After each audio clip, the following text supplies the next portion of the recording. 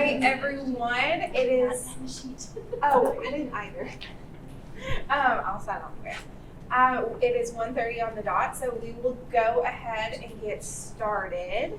The first thing on our agenda is welcome and introduction. So I'll go ahead and introduce myself. I'm Joy Andrade, and I'm on the HPI board.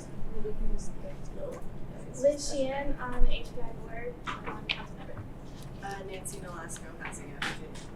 Mary Pennington, I'm the assistant administrator at housing. No comments.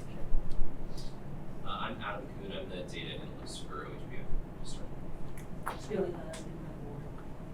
Christina Ellis was happy days in the press. David Shabbat, hosting.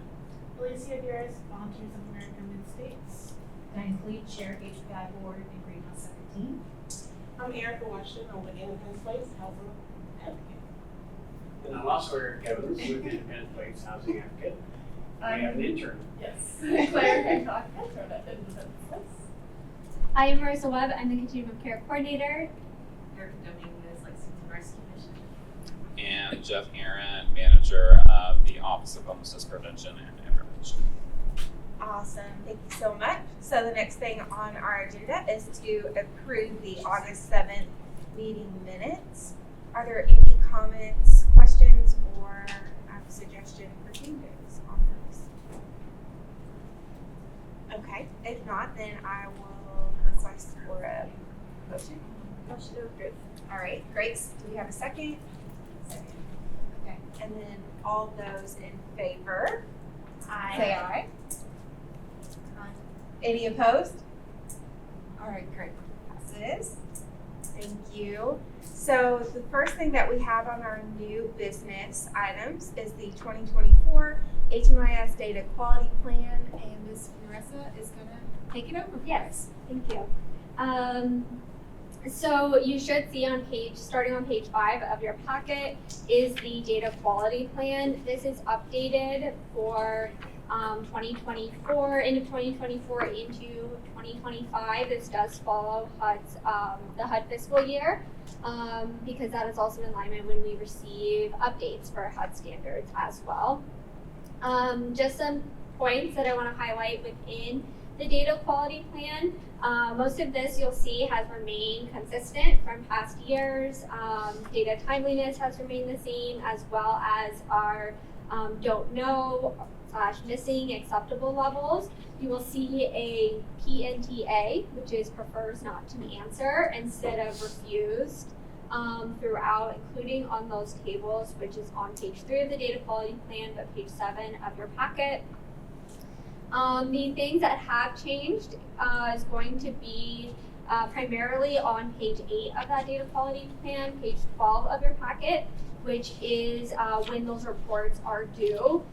Similar to last year, we began the process of having quarterly HIC reports, and that was just to make sure that we are staying on top of that data. If there are, especially for some of our shelters that are some of our providers that are shelters, right, making sure that what is logged in HMIS is accurately reflected. And also this helps with determining utilization of projects as well, to make sure that we are fully utilizing our projects, that bed coverage is being occupied. So you'll see that those quarterly HIC reports are in the schedule. And it goes until September 2025. That way we can begin our new data quality plan and make any determinations. I think that the new data quality standards that HUD is looking for is going to be actually in like fiscal year 2027. So we do have a bit of time, but that is just for this year. So I'm happy to take any questions, comments, concerns that people have.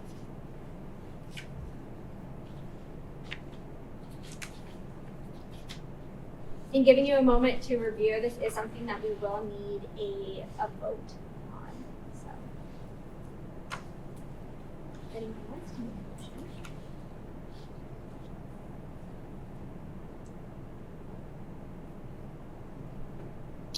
Any questions, concerns?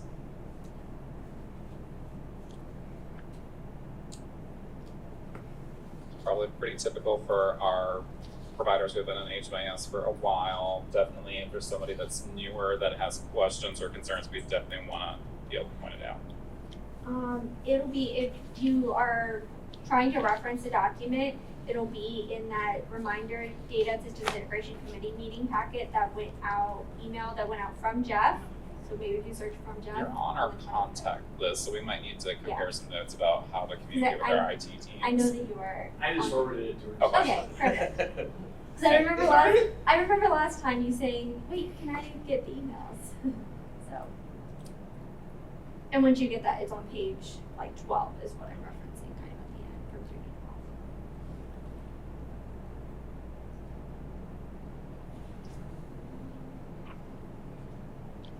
I'll give another moment for folks to look at it, review it. But again, we do need to vote on this item.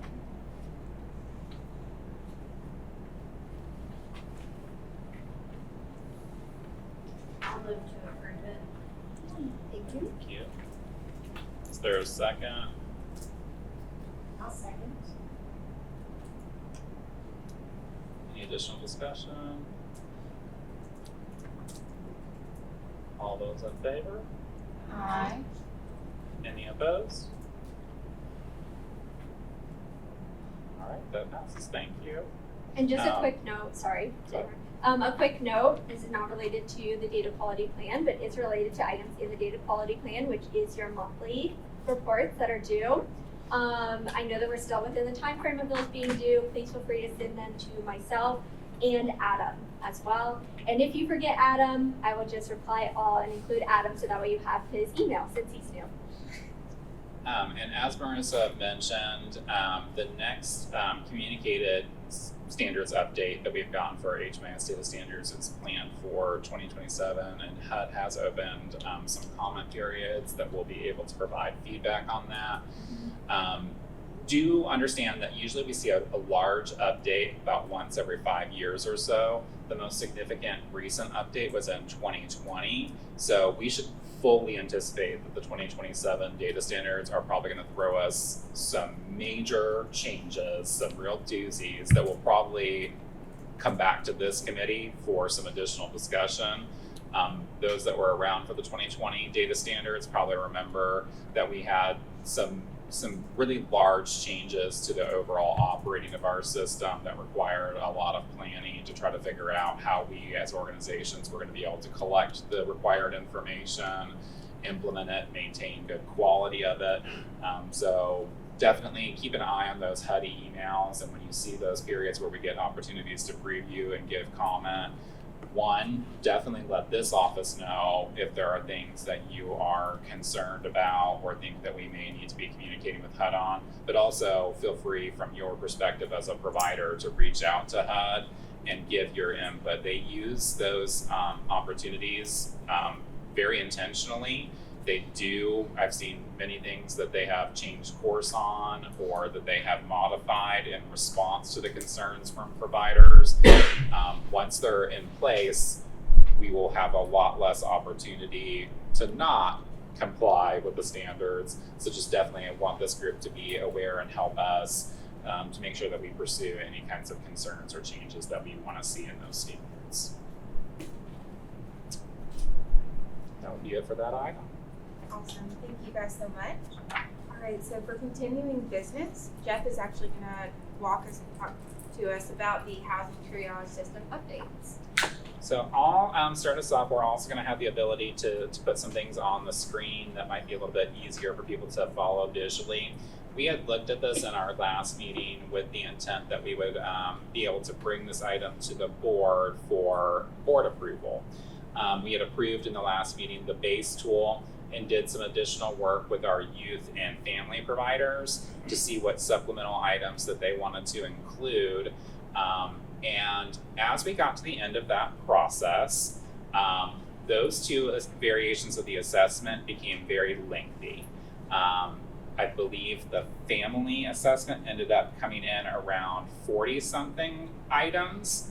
So we decided that we needed to take a pause, and we had the concerns first and foremost of the capacity of both the individual in need of assistance and the provider. We did not feel comfortable with a assessment tool that was clocking in with that many items. It could be something that might be infeasible for an individual to sit through and to be able to engage you in fully. It might be something that could take more than one session.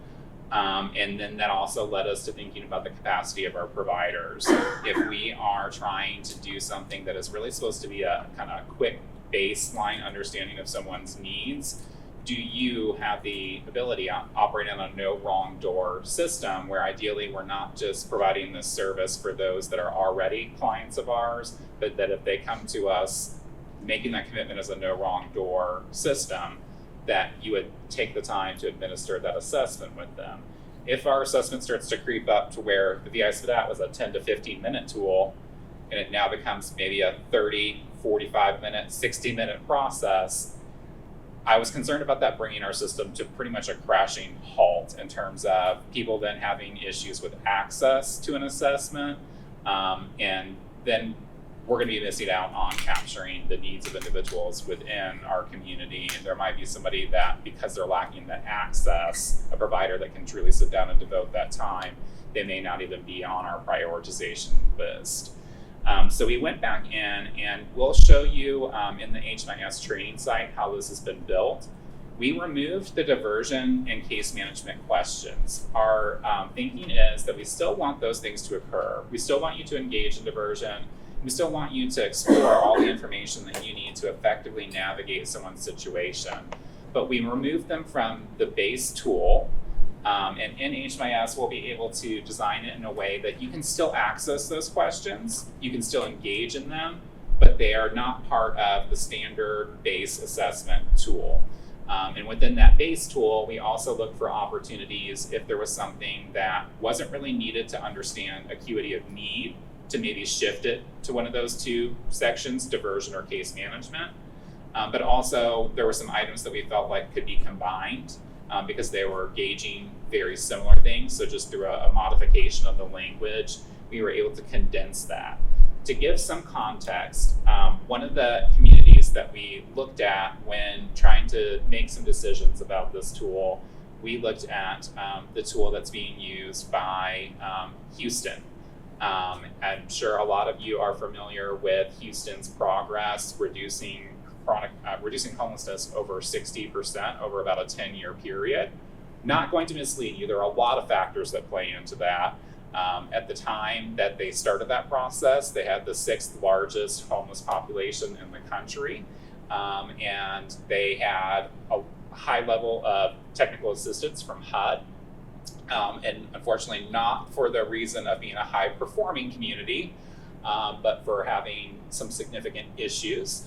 And one of the first communities that actually with HUD technical assistance implemented a coordinated entry system around 2014.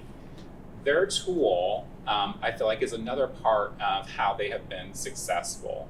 Their assessment tool is roughly about 15 to 20 questions, and it really focuses on capturing the bigger picture of that individual, their vulnerabilities, and their acuity. So that was kind of something that we thought about in terms of, we clearly saw that they were not seeing an adverse effect from paring down their assessment tool to capture the most vital information. And so we wanted to tweak this, bring it back to you, and see what our thoughts are. The other factor is we want to also ensure that we are able to gauge the effectiveness of our new assessment tool. We don't want to create something where we feel like we are constantly required to go in and make changes and modify things, which would then really eliminate the ability for us to see how effective the tool is for us if we're constantly tweaking it.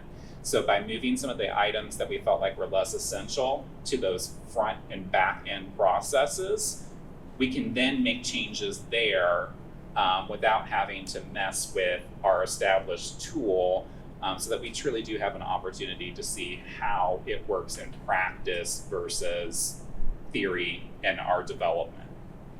So Marissa, I think, has brought up something on the screen for you to see, and she can kind of preview how this would look in HMIS, and we can also then spend some additional time on the items within our base assessment tool. Yeah, so just to put in perspective, I think I've maybe mentioned it before, but in other meetings, right, our current VSPNet assessment serves as a sub-assessment that can be calculated right there in HMIS. After answering yes, no, yes, no, yes, no, you get the calculation. In order for our HMIS vendor to do something similar with our assessment tool, it would have been over $20,000. And that is, of course, not pending any changes we have to make thereafter. So in order to think through how can we kind of duplicate a similar workflow that people are used to in completing maybe a sub-assessment, but also making sure that we are able on the reporting side to have a functioning by name list where we are able to establish filters and prioritizations. One of the workflows that we had talked about and described was kind of, as Jeff had mentioned, really separating out our diversion questions from our case management questions from each of our assessment tools as well. So up at the top, you'll see select an assessment. We have our diversion questions themselves, and then we have an assessment for each of the kind of 3 buckets that we categorize folks into. Just to put it into perspective of how lengthy this would have been without any modifications to the tool, this is just our diversion questions. And as you can see, it is pretty lengthy, right? And then if we go up to our longest tool, which was our family assessment, it is also extremely lengthy. And even if these questions are just yes/no questions, right? All of these questions, in addition to the diversion questions, really creates a tool that is no longer 10 to 15 minutes of quickly assessing acuity. And I think part of what we had wanted was maybe an assessment tool that was not only providing input from providers, but also had some case management elements in them as well. And I think last time when we brought this assessment tool to this meeting, we heard a lot of people say, we really like kind of these case management type questions, but maybe separating them out and having them serve as similar to our diversion, right? Another type of assessment so that they can be completed at that time or thereafter. And we can also see, for example, we can also see like a historical record as well, anytime that those kind of values and input have been changed. I think that moving from the tool that we had, I think that this does mean that we are going to have to make sure that any case management type questions are strictly in that post-assessment, and we really focus on determining the acuity of need where the client currently is at that moment to determine what is the level of support if they were to be housed today. If they were to receive a referral today, what is the level of support that would be needed? Is it a rapid rehousing program? Is it permanent supportive housing, or is it diversion from the system? And including provider input in that as well. So that's kind of an example of maybe how workflow would be, but ideally with some shorter questions. So I'm happy to review some of those questions that we did omit, and that we did, we decided maybe could be combined, just to like walk us through. And we're prepared to go by item, but first, just in general, any questions or concerns about kind of the stage that we're at, or kind of the spirit in which we decided to take another look? We want to make sure that as a local tool that it would represent local interests. So definitely if you differ in opinion on something or have a concern or a question, we do want that to be open to you.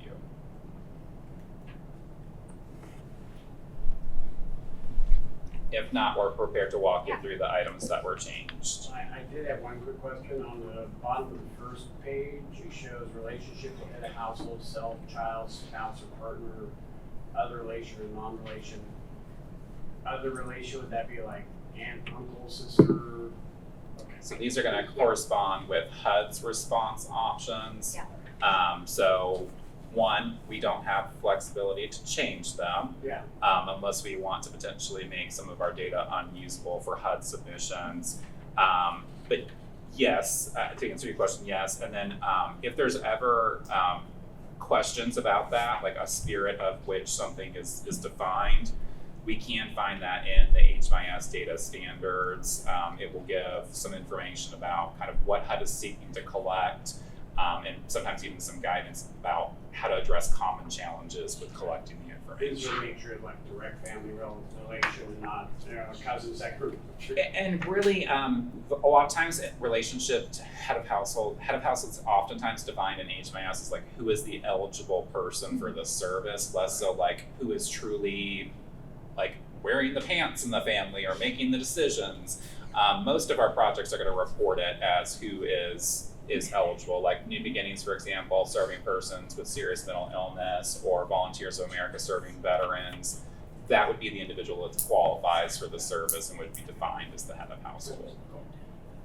So I am looking around and I'm seeing a lot of people trying to read this on tiny little screens.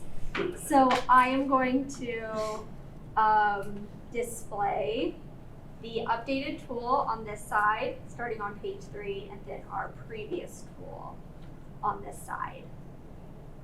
So previous is over here, and updated is over here as we go one by one.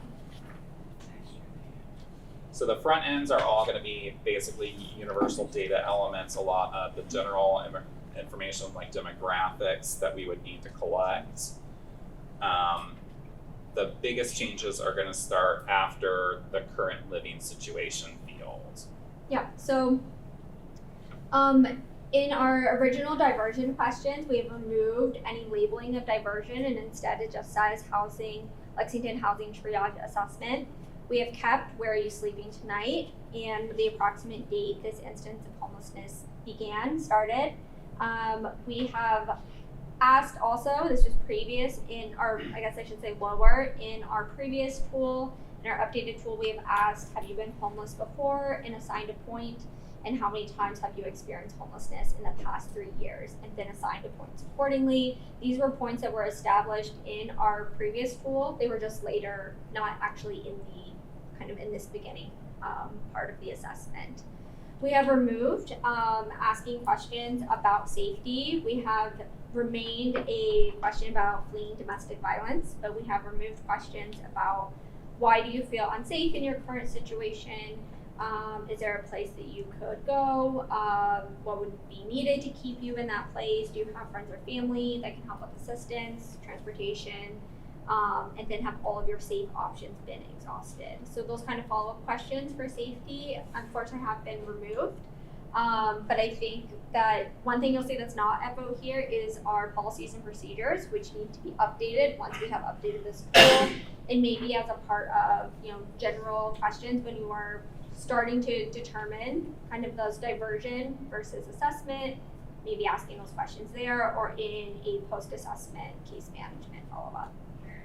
The next question that we had then is question 5 on our updated tool. Do you have any barriers to congregate shelter? We've taken that from our tool as well, especially as we engage in moving along with our shelter study, our internal housing study. Knowing any barriers that folks have to congregate shelter, we felt was really important.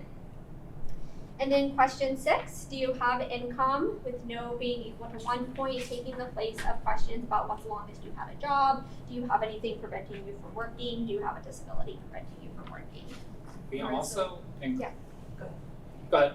I was gonna say, just to interject, Yeah. on question 4, we're asking how many times you've been homeless, and the answers were years. Thank you. Yes. So it's like if we can figure out Not which one we're wanting to ask. maybe times instead of years. Then Sorry. Yes, that, thank you. that works. Can I make a suggestion since you Yeah. on number 5, can you add sex offenders onto that list since you've taken off the question? Yeah.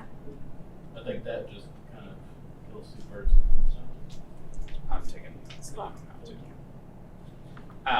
Item number 6 was a new addition. This was something that we directly borrowed from Houston's tool. thinking through some of the things that we're currently working on, like development of a housing flex fund, and as we continue to try to roll out new resources within our system, we felt it was important that our tool does have something that can help us identify persons with income as part of that effort to identify any and every opportunity for a more rapid exit from homelessness. Thank you, and pointing out little things like that and adding some things that maybe were a whole separate question in our previous assessment but need to be added in here. It's perfect. That is actually the end of our diversion questions from our previous assessment. So for our update assessment, we asked, do you have any difficulty reading or writing, or would you feel better able to express yourself in a language other than English, with follow-up question. We have combined that from kind of our question 12 and question 13 of our previous assessment. Do you trade sex for money, food, substance, shelter, protection? That's from our previous assessment, as well as have you experienced or have any threatened harm done to you? And then question 9, we have that, have you experienced domestic violence in the past 90 days, as a way to still cover our survivors of domestic violence in maybe a more succinct question that doesn't have like 5 follow-up questions the way our previous assessment does. We still ask if an individual feels that they were unable to access services because of a fair housing category. And then moving along, so I guess I should say the only question that we have removed then is, are you able to use technology like a cell phone? It wasn't worth any points, so we have omitted that. Moving along, question 12 of our updated assessment corresponds to question 16 of our previous assessment, which is, do you have a diagnosed mental health condition? And then we have changed, instead of pertaining to the question above, do you feel an approximate need? Instead, we have in our updated assessment made the question more direct, which is, do you observe signs of a mental health condition, yes or no?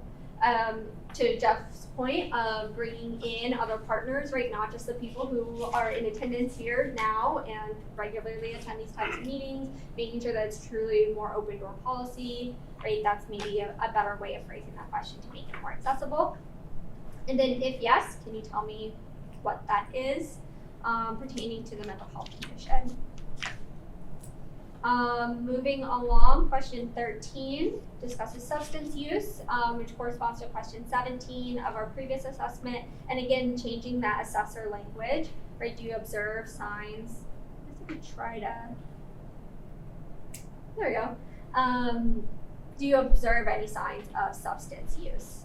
Is it a drop down box on those? It would be yes, no. Oh, okay. Yeah. Did you add a drop down box? To like yes, no, or other. No, just for the assessor to give more input in those areas. Oh. What they're doing the actual survey. Yeah, I think that we can probably, at least in HMIS, we can certainly have a kind of hover over box, which is like examples of substance use, whether that is seeing maybe like drug paraphernalia right next to the client while you were doing the assessment versus, slurred speech, etc. We can do that in HMIS. As for the paper written copy, we can always have kind of a box that you're talking about where these are the signs that I observed be in that post-assessment question or period. I think that's a good point. Question 14, do you have a physical health condition that requires frequent medical care and or that is life-threatening or debilitating? That corresponds, I'm going to have to scroll down a little, which is question 24 of our previous assessment. And then we ask, do you observe any signs of a serious physical disability?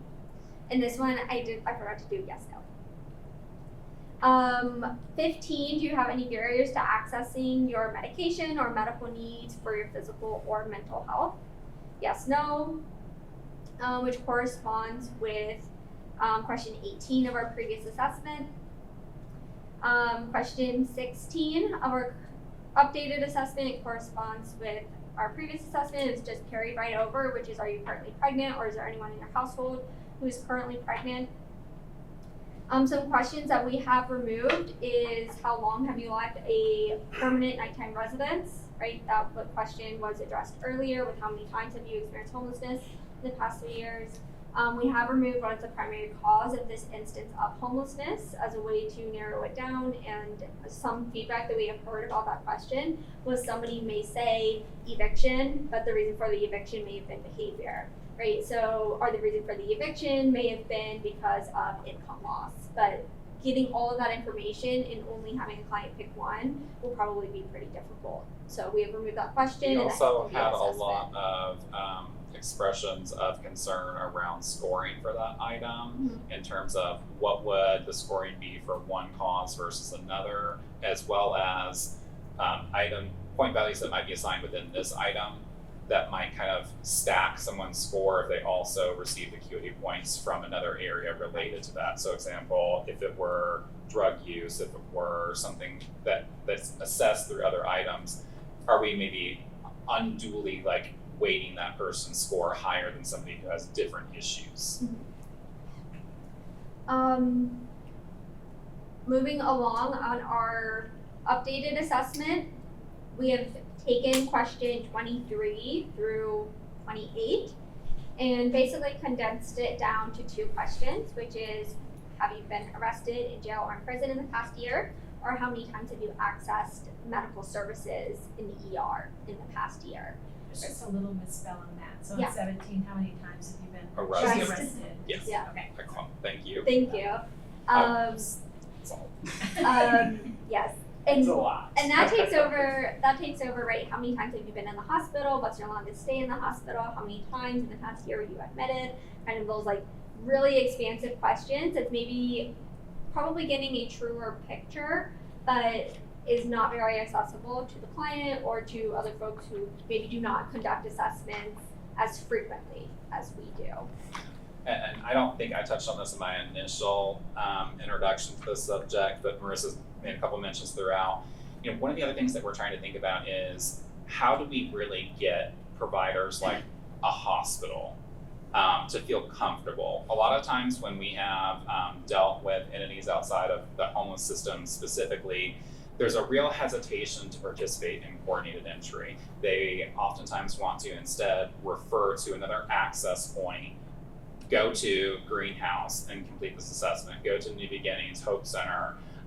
And what we're also seeing a lot of and hearing a lot from our providers, especially after the pandemic and the kind of affordable housing crisis that we find ourselves, a lot of concerns around capacity. And so we want to try to take the burden off of solely this system to deal with issues related to housing and homelessness and invite the broader community to have a role in that. And so if we have ways that we can simplify it, that maybe somebody feels more comfortable to administer the assessment, we also think that we are, again, increasing the level of access and, again, addressing concerns around capacity to the organization.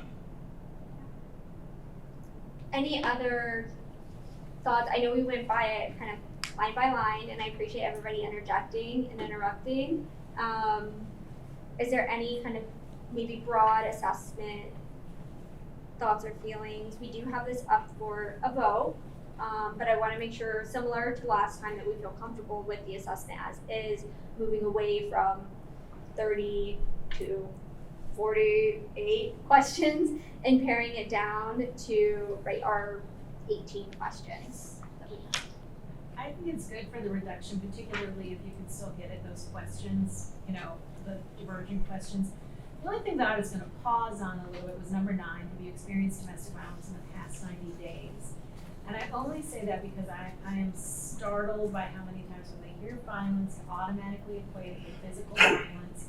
So if you've got a good facilitator or person kind of, asking the questions, I think they'll get at it. But I think so many times people just hear it. And I was even going to kind of just let it go because I get it. That's what we need from you. So would you want me to not Yes. let go? Don't let go. But then I loved how the question was about, there are number 13, there are lots of different ways people cope. Do you find yourself using alcohol or drugs? I'm pretty sure that was your team. I love that. Yeah. It's so lovely. So really it like tracks that you would. You can probably go and pat Cameron on the back, yeah. Yeah, I do for that. like that, and so I wonder if there's just something around that domestic violence piece too, We can like, definitely work on the language for that item Yeah. to make sure it's more clear. Because you are correct, we're gonna have different enumerators, and when we get everything in place, we do wanna have some mandatory training for assessors to make sure that we can create some consistency, to make sure that if we do have scenarios like that where we think that someone's not maybe understanding, that we have ways to help the person that we're trying to assess understand, but that we're not all getting to that point by using radically different language, definitions, explanations. The more consistency that we create in how we would administer, the more consistent our results will be. right. Yeah. I will want to say, just I've given many assessments, but the information will come out, and you're going to get, like, these are really great questions, but you can transfer this to your other assessments that need it, because they're going to give the information, so it's just a matter of the assessor. Anybody that's on any level of direct service, I think is gonna find that part of the reason that we were thinking about the length was it's not as simple as Marissa said, it's just maybe a yes/no question. We've all had those moments as a service provider when we maybe have a lot of people to see and we're thinking, Yes or no? can we just give a yes or It no? all started. But that's where, we do, that helps you understand that person. We do want you to get that information. You're 100% correct. Yeah.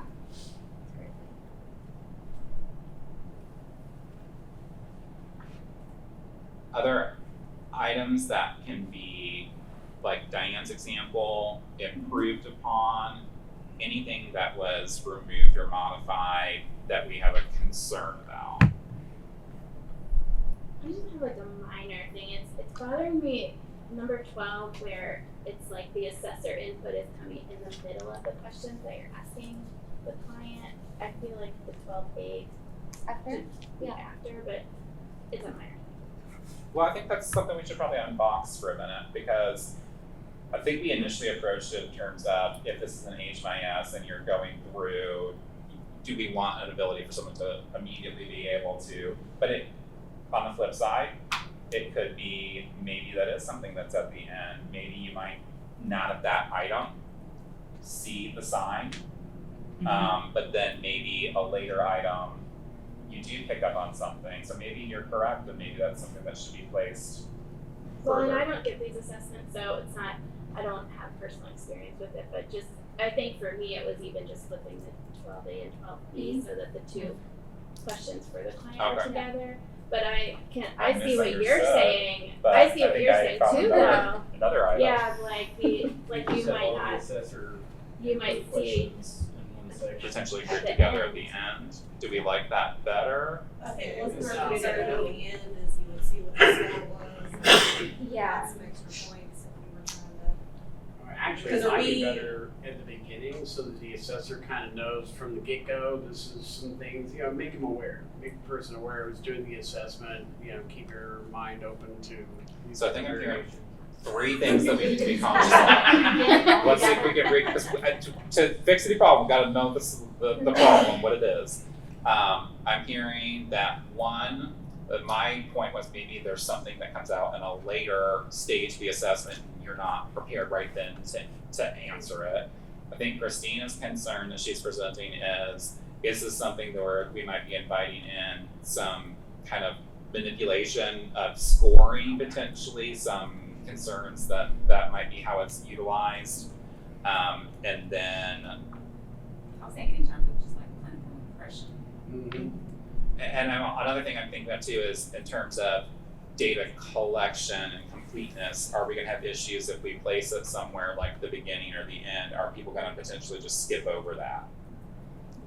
I think for, Depends on the assessor. I think for the assess, in terms of like if I was giving this, I would want it laid out like it is with the input next to the question.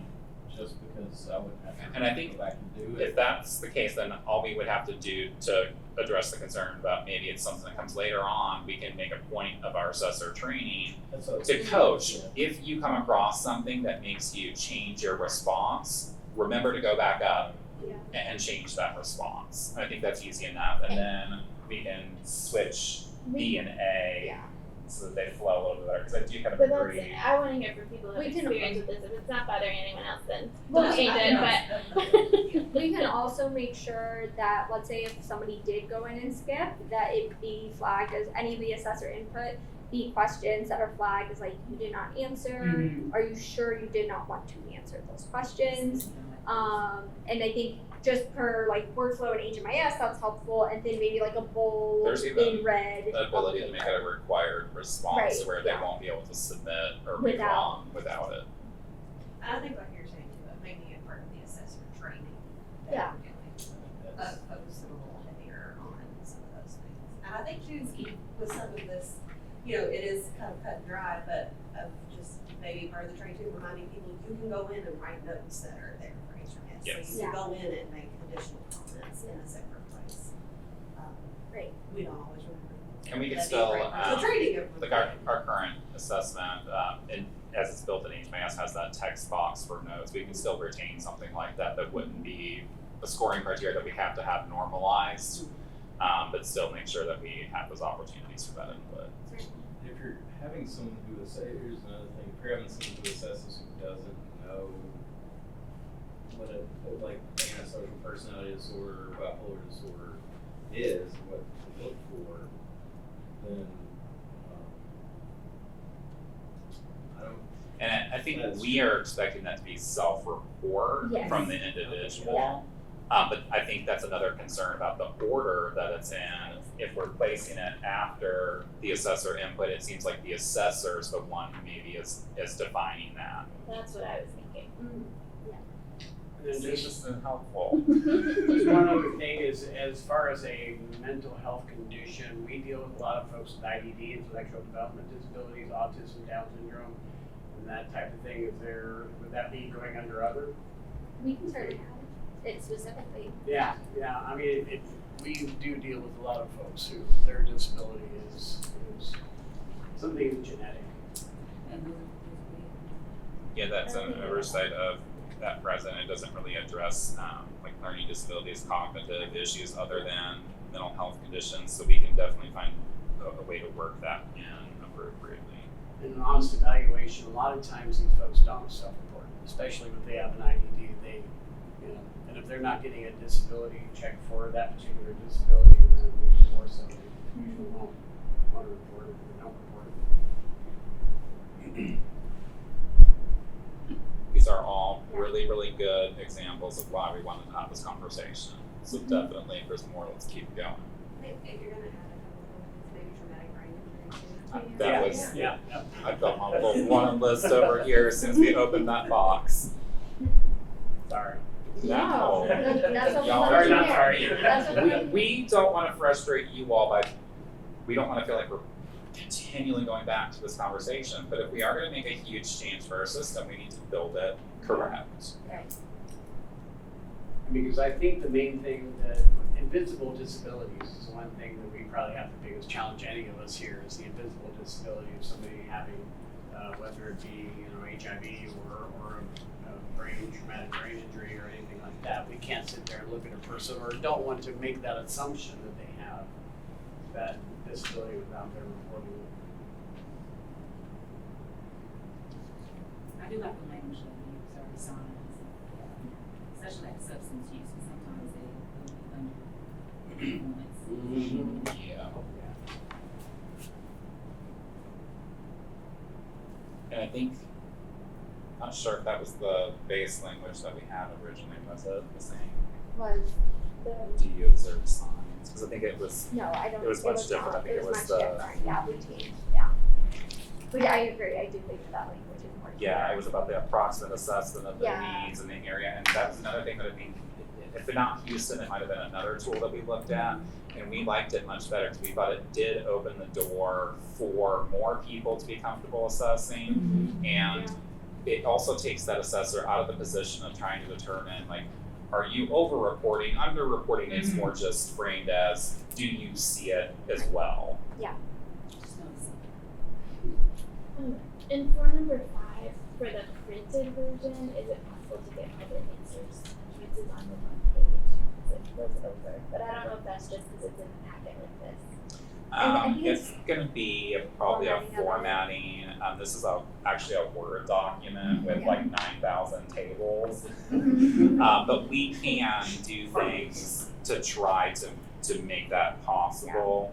Maybe push it down and then have like continues to next page, right? I mean, they should see since it's on page 3 of a 7-page assessment, but yes, yeah. Worst case, we could do something like that. We could also do some other minor tweaks. Sometimes it's like going in and changing the font size of one of the spaces. We could play around with placement of some different things. You might be able to like move the answer, like the bar that's in the middle here over, and kind of let the question be 2 lines and be 2 columns of the answer in that box. Yeah. Yeah, something. Well, the little things, top of page 3, we've got subsequent residents identified and location details.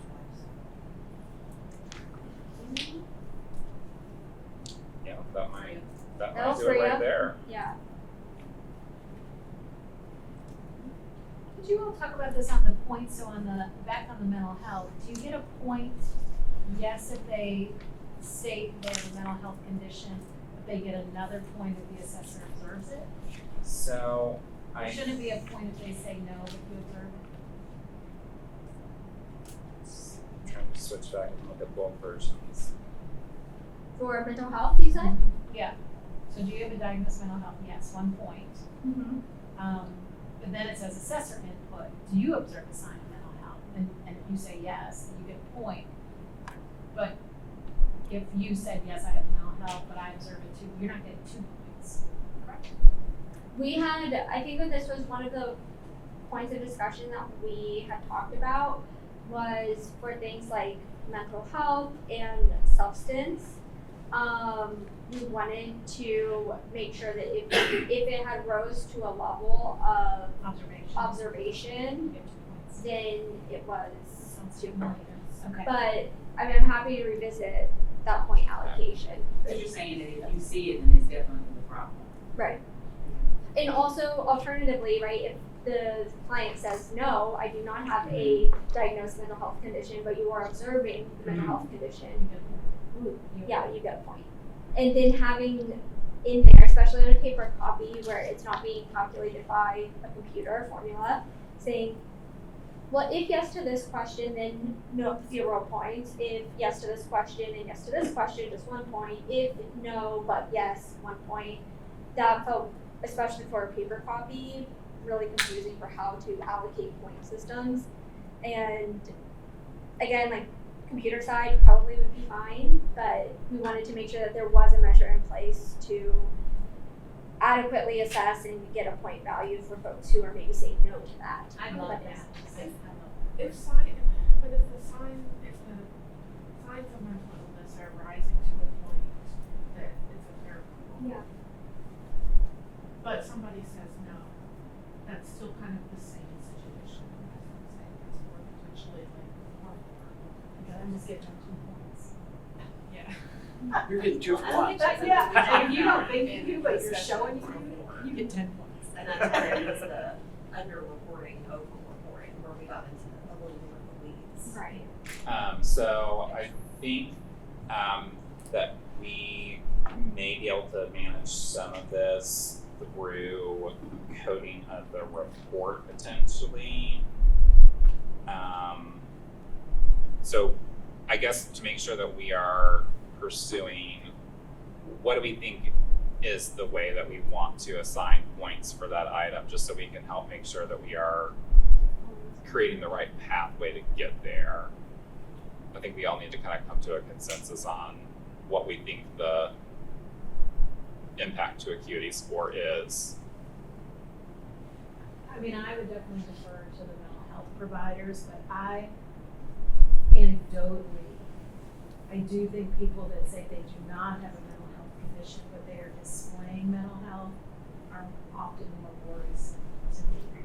I'd almost double point them versus a person that says, yes, I have a mental health condition, but yes, I'm observing it. I would still do 1 point for them, but I'm not the expert in that, so I would definitely differ. So I think there's a couple ways that we can get that reflected here and still keep the language simple. I think we were focused on the moving away from making it difficult to the over, the under, the and trying to simplify it. But I think I understand the concern that we could do something like, if the individual does not report a mental health condition, do you observe signs? And then we could make that 2 points. And we could make it something that you're only potentially answering if the individual does not self-report. So we're still assigning a higher point value if they said no, and we see it, addressing the concern about the level of disability.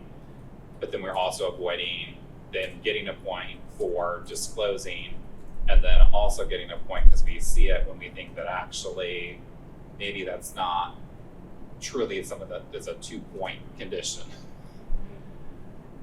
We also probably would have some ability to do some things again with the coding. I think potentially with a kind of a prefix. I was just about to say, at least on the coding side of it, we also would be able to do, right, if we specified the question was specific to if the client states they do not have a mental health condition, and it would flag or highlight the cells, highlight the client name, if, at least on the reporting side of it, if yes was clicked and then yes was clicked again for a question that specifically specifies if no. But if they acknowledge they have what you need to observe that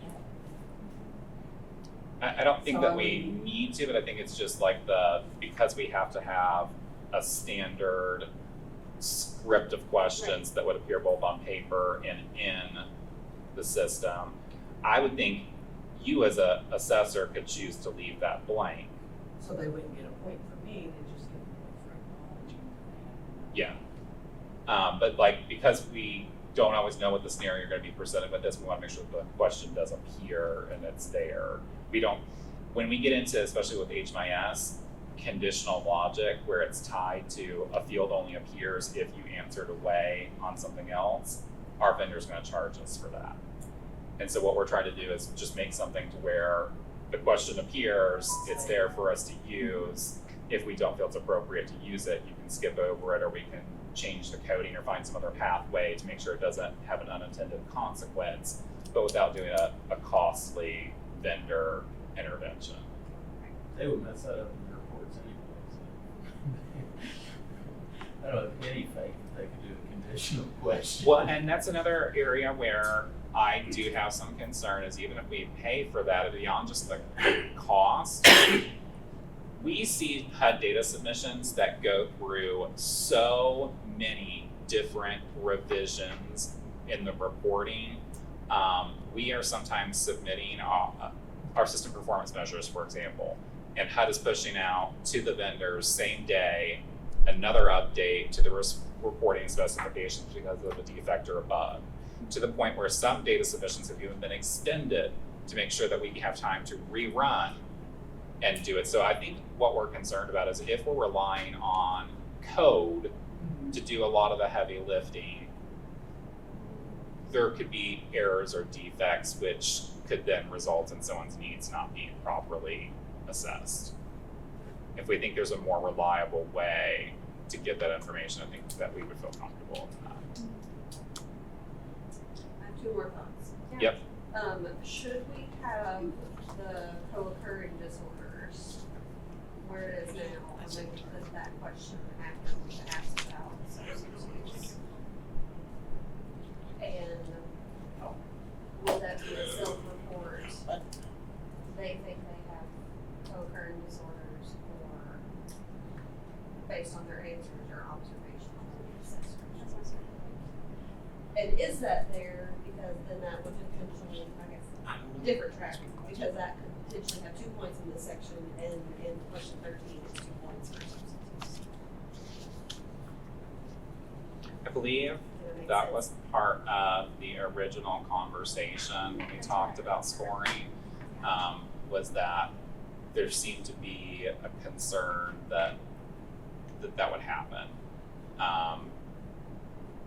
So I believe that was intentional to have the higher point value so that if it was co-occurring, that it would combine to equal the same amount. I'm just wondering if it's the delivery and that's not substance use. It's good instructions to. Well, and sometimes a person, if you ask them about a specific mental disability, I won't say which one, their evaluation may be their reaction to that question, if they become defensive or angry. You got loud, you have to understand that they're non-answers and answers. So. I think it is important to remember that in for example, in that case, right, this assessment is still client-centered. This is still self-reported from the client. What is the client telling you? I am documenting what the client is telling me. Because it is self-reported, that is why we have those site assessors, right? In that instance, it would be, perhaps I am observing signs.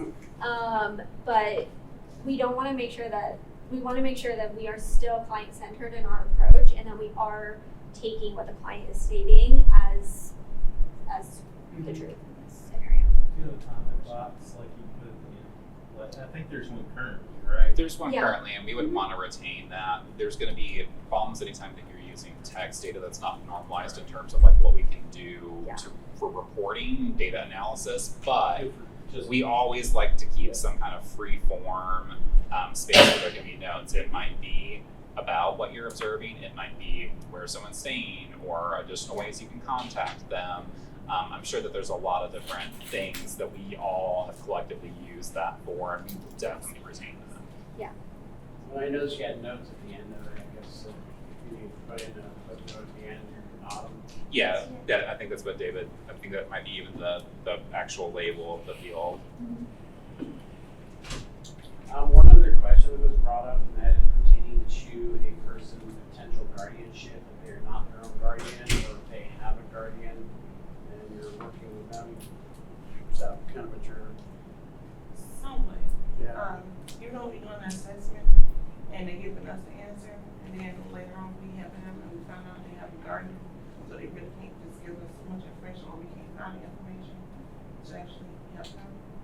So I think that should be one of the questions too, just to ask to see if they do have guardianship on them or if they need to. Either a court-appointed guardian or an individual.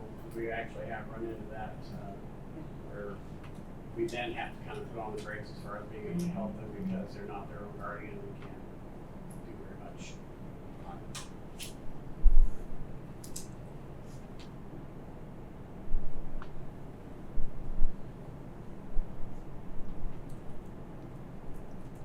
I think that may take a minute to think about how to incorporate the most effective way. One easy fix would be to put it in diversion questions, but if someone skips over the diversion, goes straight to assessment. Is that something that then we still are missing? Are they gonna answer that truthfully? If it's a court appointed, they really don't have much choice. Well, and then the problem you're gonna run into is a lot of people have state guardians, you're not gonna be able to get someone on the phone to do an HMIS or not for. Because I think I'm also Someone thinking a who's lot of in people shelter. are not going to answer truthfully. Some people aren't even aware. They can't And comprehend. people who don't have a guardian are like, will say they do, because they're thinking like, yeah, my mom. Or like, Right. Or confusing a like guardianship. Right. Yeah. I think that should be more of like on the case management side of things. I can understand. I think for our, on our family assessment, one of our case management questions was phrased as, was there anything that came up during the assessment that, and it was for families, so it was for enrollment, for any minors, for, early education programs, but having maybe a similarly phrased question. Is there any immediate action steps that need to be taken based off something that came up, per guardianship, or something like that? I mean, we could always put it in the notes down at the bottom as well, if it comes up or if there's, it's not a family And situation. I think too, if we kind of shifted towards the case management side of things, that would kind of be appropriate in the sense of, as you receive housing referrals as a housing provider, definitely there are things that you need to collect as a more comprehensive intake on that individual. And I think if that's that stage, that would be appropriate, because that could be where we pump the brakes and say, wait a minute, before we sign this paperwork, before we move forward on this intervention, take this step, let's pause and explore that further. And I think that would be the person who's probably gonna have more ability to have the time and capacity to dive into it than an assessor who, going back to the example of maybe we have somebody at the hospital now who's doing this with us, ideally they would know that information because they should not be treating somebody if they don't have consent, but if it's never come up, if it's never explored, if it's someone who has like a one-time interaction, they don't really have the ability to do all the digging that might be required to get a true and accurate answer. Would that still be something that would satisfy the concern? Yeah, I guess that kind of opens the door to whether or not the person has a healthcare power of attorney or, you know, that other legal power of attorney that, you know, they've appointed in case of their own incapacitation or inability to act legally for themselves. So it kind of falls in that same category.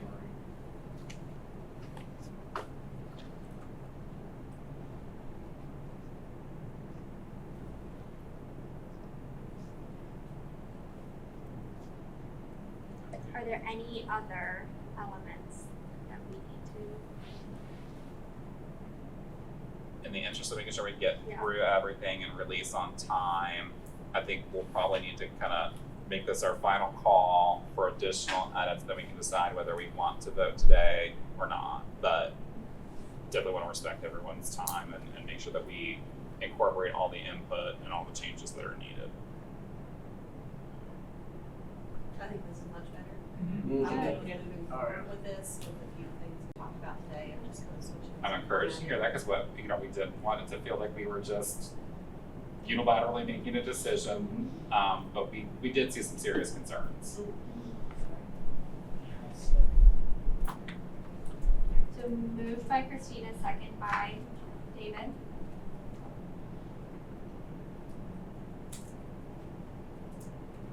With the changes that we talked about. With Yeah. the That was changes, included yes. in my motion. Yes.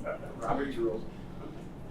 And we can definitely preview those changes in the housing triage meetings with the providers that participate.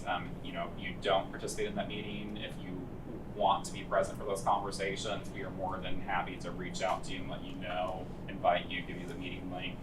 But there will be opportunities, and then we'll also obviously bring that item to the full board.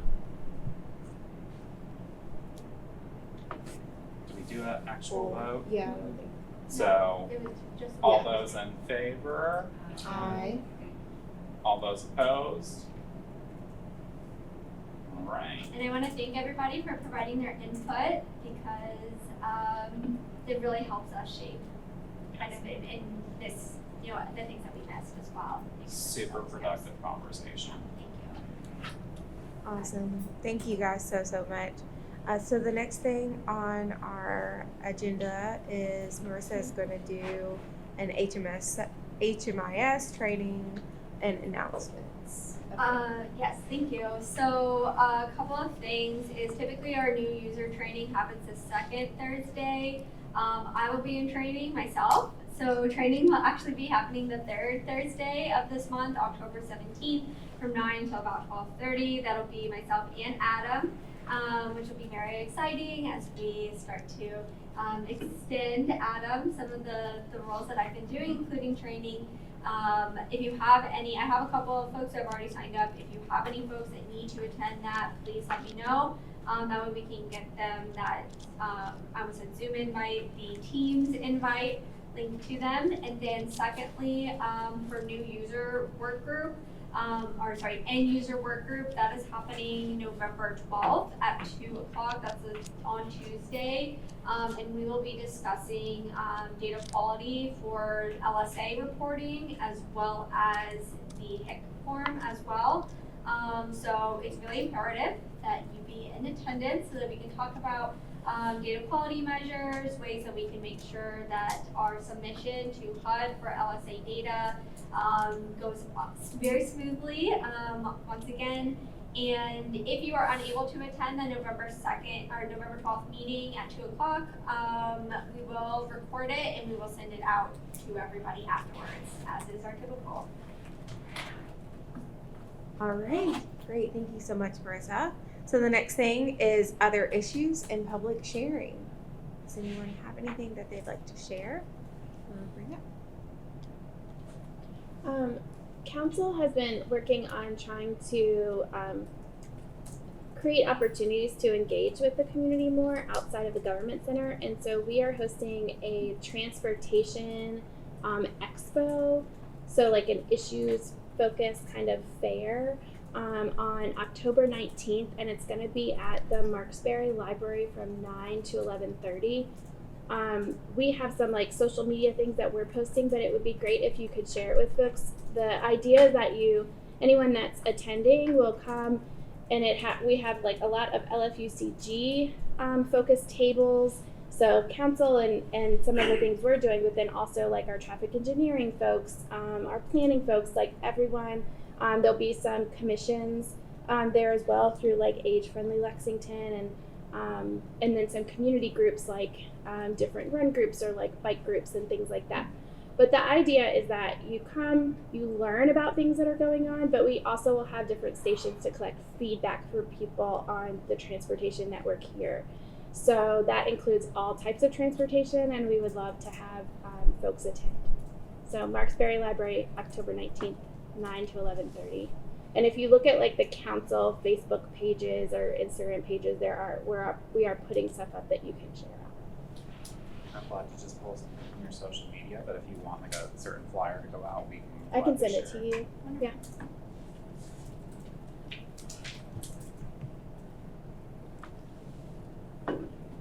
Other announcements, public sharing, questions, concerns.